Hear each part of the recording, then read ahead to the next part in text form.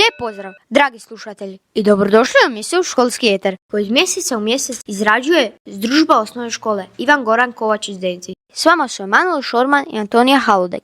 Moda je stara koliko i sam čovjek. Utječe na naše mišljenje o sebi i drugima, a modni trendovi mijenjaju se brzinom svjetlosti. No naša radijska ekipa uspjela samo za vas napraviti kratki presjek modnih trendova kako bi se saznali što je trenutno in, a što out.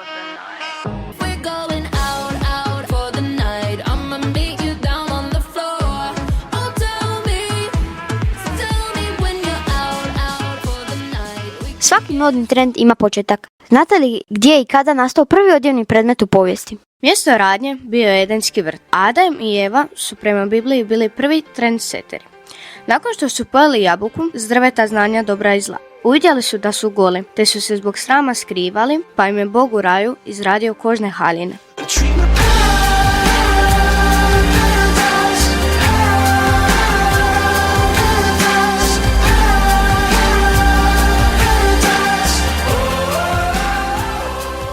Glavna uloga odjeće u prapovijesti bila je zaštititi od vremenskih prilika, ali se njezina uloga s vremenom mijenjala. Te će nam promjene objasniti učitelj povijesti Matko Andrić.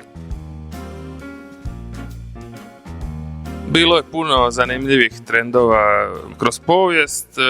Neki od najzanimljivijih imamo, na primjer, to što su stari Grci na olimpijskim igrama nastupali potpuno goli, to je možda modni trend bio. Onda 19. stoljeće je tu poznato po onim krinolinama, korzetima i ona takozvana pariška stražnica gdje su imali ogromne haljine poduprte raznim letvicama. Dakle, osim mode i zaštite od vremenskih uvjeta i topline, odjeća je imala razne druge funkcije, ali najvažnije je to razlikovanje društvenih klasa, odnosno služile je za pokazivanje bogatstva od najranijih vremena zapravo do danas. Na primjer, u starom Egiptu robovi su se razlikovali od bogatih ljudi i faraona. U Rimu siromašni ljudi bi nosili nekakvu bijelu ili krem odjeću, a bogati su pokazivali svoje bogatstvo tako što su imali obojanu odjeću, na primjer ljubičasti šal. Onda neki materijali, kao na primjer kineska svila, je bila dostupna samo bogatima i to je to.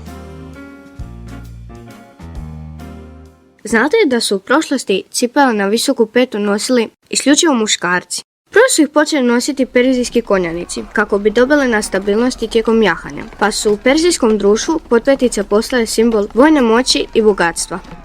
Taj su simbol muževnosti usvojili i europski aristokrati u 17. stoljeću, a muškarac koji je više od bilo koje žene obožavao štikle bio je Luj XIV. Čak je doneo zakon prema kojemu su samo plemići mogli nositi cipele na petu, a sam je nosio štikle s crvenom potpeticom.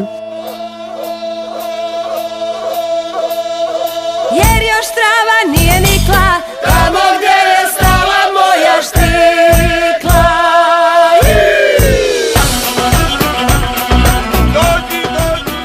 No što je danas in, a što out? Otkrili su nam učenici predmetne nastave.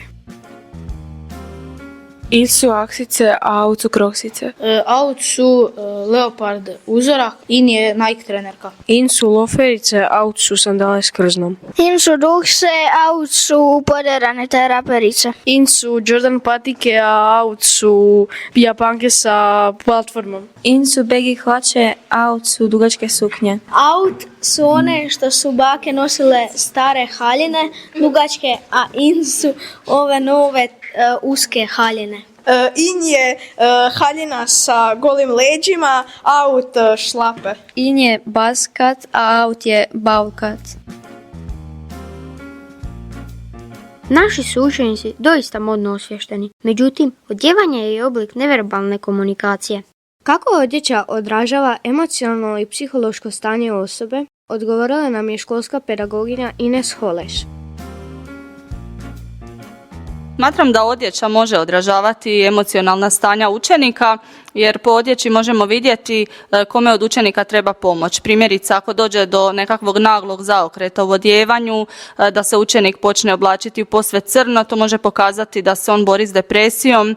Ili primjerice, učenici ponekad odjevanjem pokušavaju skrenuti pažnju na sebe, privući pažnju suprotnog spola, ako djevojčice počnu oblačiti kratke majice s dekolteima i općenito se odjećom i stilom pokušavaju uklopiti u društvo.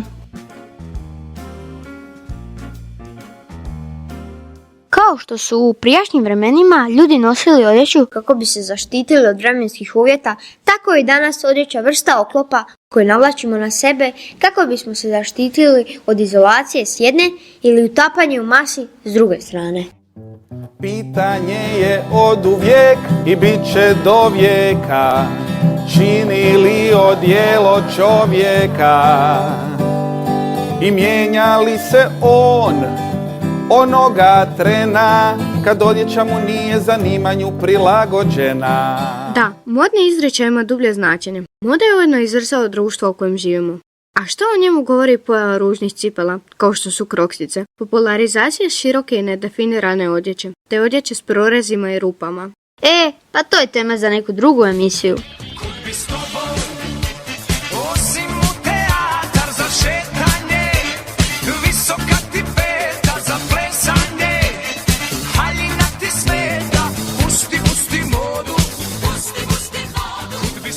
Slušali ste emisiju Školski eter s temom Ini Out, radijske skupine Združba.